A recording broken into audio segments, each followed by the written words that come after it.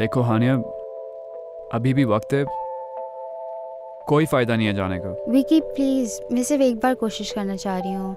मैंने अगर ट्राई नहीं की तो मुझे रिग्रेट रहेगा कि मैंने अपनी इतनी स्ट्रॉन्ग फीलिंग को पूरा करने की कोशिश नहीं की। विकी प्लीज़, मेरे लिए।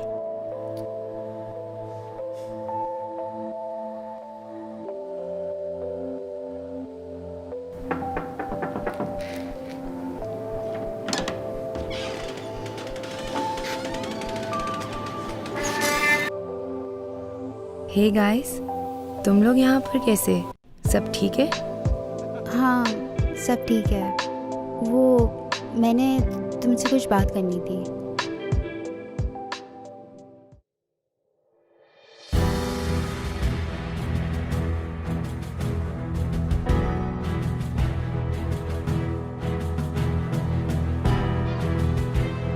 हाँ, आ जाओ अंदर।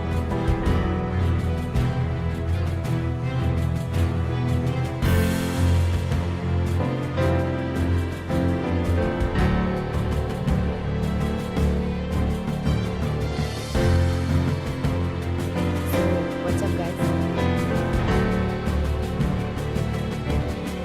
जोया, हानिया तुमसे बात करना चाहती है। हाँ हानिया बोलो। देखो Zoya, you have to promise कि तुम इस बात पर रिएक्ट नहीं करोगी। Okay, I am worried. I promise मैं रिएक्ट नहीं करूँगी। बोलो हानिया। देखो, जब तुम लोगों से मेरा पहला इंटरेक्शन था, तुम दोनों जानते हो कि हम लोग एक दूसरे से कितनी नफ़रत करते थे। जब भी द रॉकर्स सामने आते थे तो डर लगता था कि पता नहीं अब तुम लोग क्या करोगे, और गुस्सा भी आता था कि तुम लोगों को किसी चीज़ का एहसास ही नहीं। लेकिन विद टाइम जैसे मैंने तुम लोगों को जाना तो मुझे पता लगा कि नहीं, तुम लोग दिल के बहुत अच्छे हो। और आज मैं तुम लोगों के सबसे ज़्यादा क्लोज हूँ। इस पूरे साल थ्रू आउट दिस टाइम जो मर्ज़ी मैंने तुम लोगों के बारे में सोचा होगा, जब भी तुम लोग स्टेज पे आके परफॉर्म करते थे, मेरे दिल में एक तुम लोगों के लिए रिस्पेक्ट होती थी। जब भी तुम लोग अपना गाना बजाते थे उसमें इतना पैशन होता था, इतना जुनून होता था। हालांकि मेरा कोई इंटरेस्ट नहीं है इस जॉनरा में, रॉक म्यूज़िक वाले, लेकिन फिर भी तुम लोगों की परफॉर्मेंस देखने वाली होती थी। तब मुझे समझ आई कि लोग तुम लोगों को क्यों इतना पसंद करते हैं। हाँ, दोज वर द डेज। बहुत इन्जॉय किया है हमने, पर हमेशा के लिए थोड़ी ना होता है सब कुछ। लेकिन जोया, खुद से कोई चीज़ ख़त्म कर देना भी तो सही नहीं होता ना। क्या मतलब है तुम्हारा? किस्मत ने तुम लोगों को एक बार और चांस दिया है कि तुम लोग अपने पावर को स्टेज पर दिखा सको।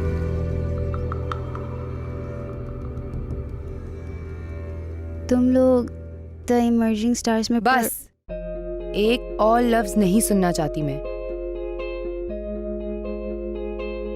मैंने तुम्हारी बात नहीं मानी तो तुम इसको अपना वकील बना कर ले आए। Seriously Vicky? Zoya, calm down.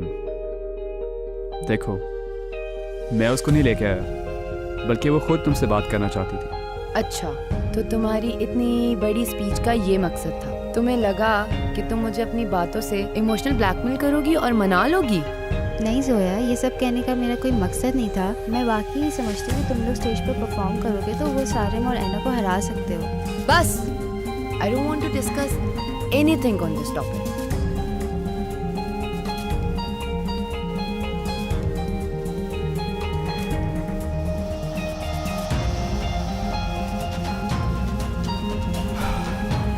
चलो हानिया, आई टोल्ड यू कोई फ़ायदा नहीं है।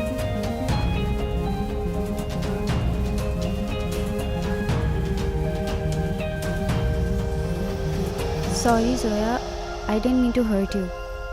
मैं जानती हूँ कि मेरा इस ग्रुप से कोई लेना देना नहीं है, लेकिन मेरी बात फिर भी इम्पोर्टेंट थी क्योंकि मैं इमोशनल हुए बगैर इस सिचुएशन को देख रही हूँ।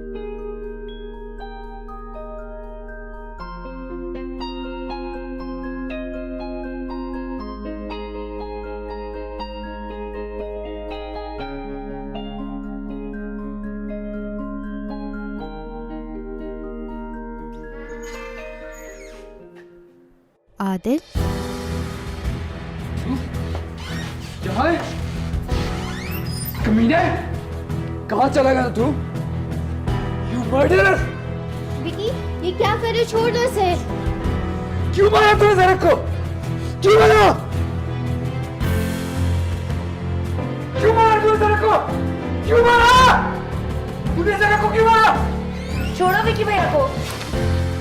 मौसी छोड़ो मैं तुझे। ज़रक को क्यों मारा?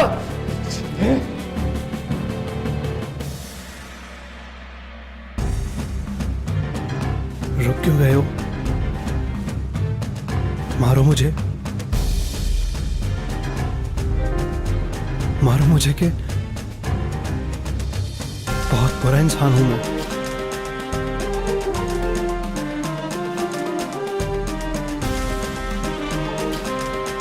Please don't stop, do it. Passionate था अपने म्यूजिक को लेकर।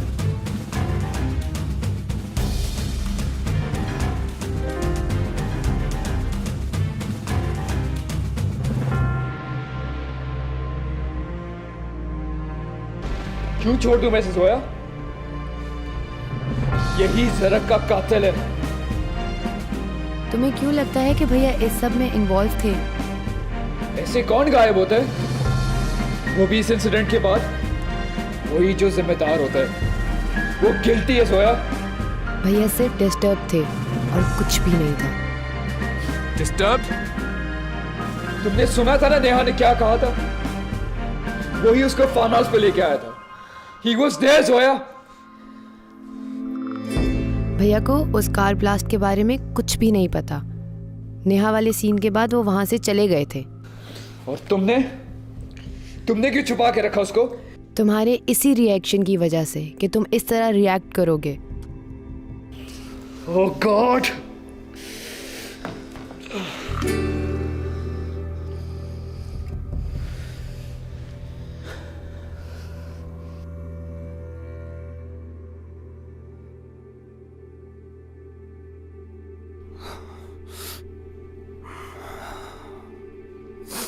तुम ठीक हो ना? प्लीज मेरी केयर मत करो, बहुत बुरा इंसान हूं मैं।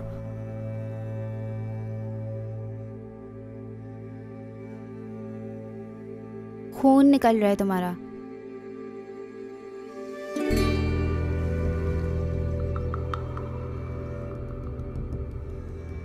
मैंने तुम लोगों की बातें सुनी अंदर।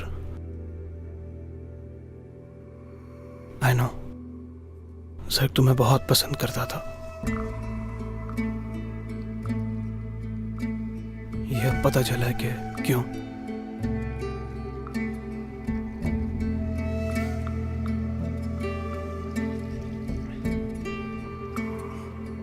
ये सब उसके दोस्त होने के बावजूद भी वो नहीं समझ सके जो तुमने समझ लिया। डेफिनेटली कोई तो कनेक्शन होगा तुम दोनों के दरमियान में। क्या मतलब?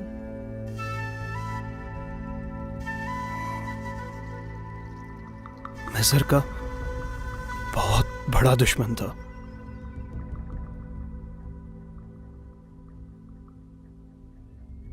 मगर कुछ अरसे पहले मैं उसका सबसे अच्छा दोस्त भी था।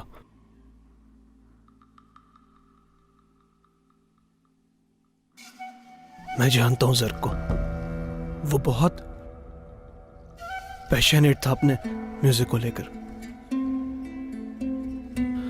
आई नो, कुछ भी, चाहे कुछ भी हो जाए, वो चाहता था कि उसका बैंड, उसका म्यूजिक हमेशा जिंदा रहे।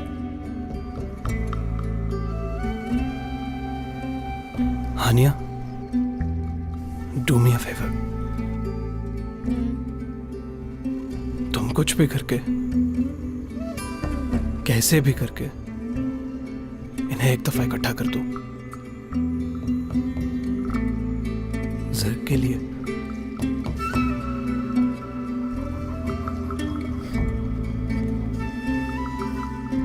चलो Hania, let's get out of here.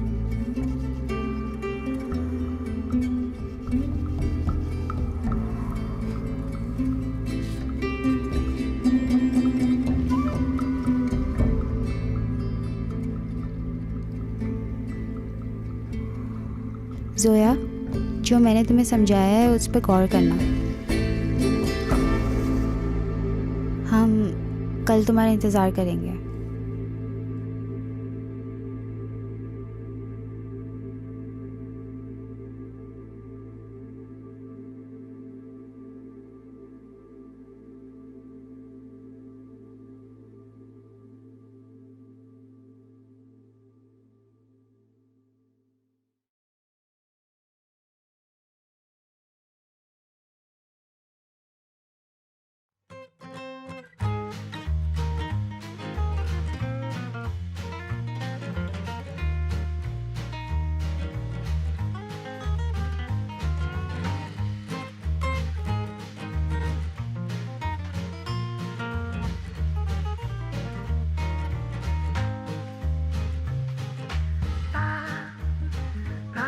Excuse me?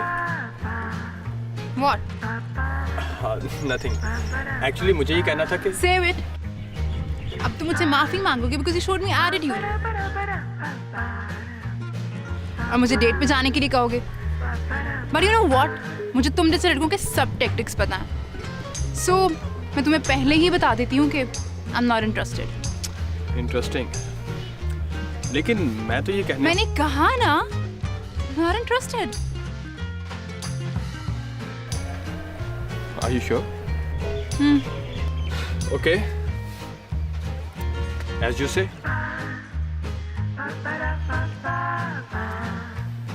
वैसे मैंने ये कहना था मैडम, आपकी बैग जिप खुली है.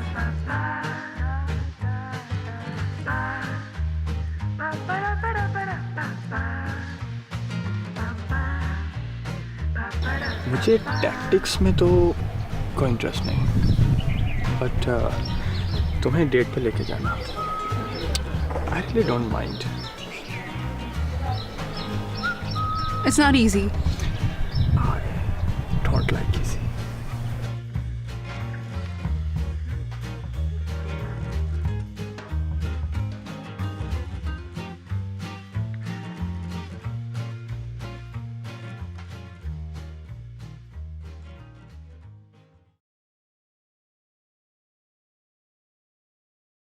सोया नहीं आई.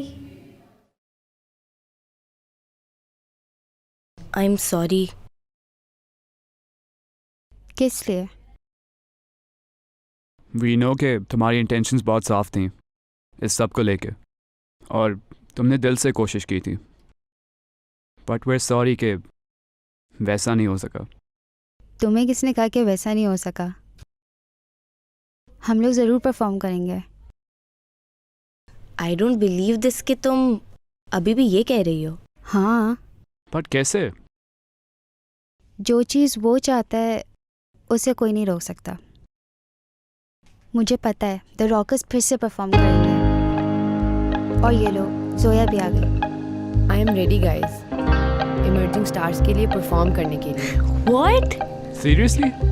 Let's do this.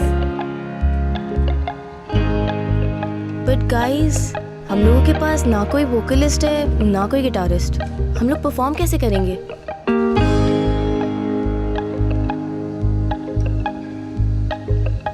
मेरे माइंड में है कोई.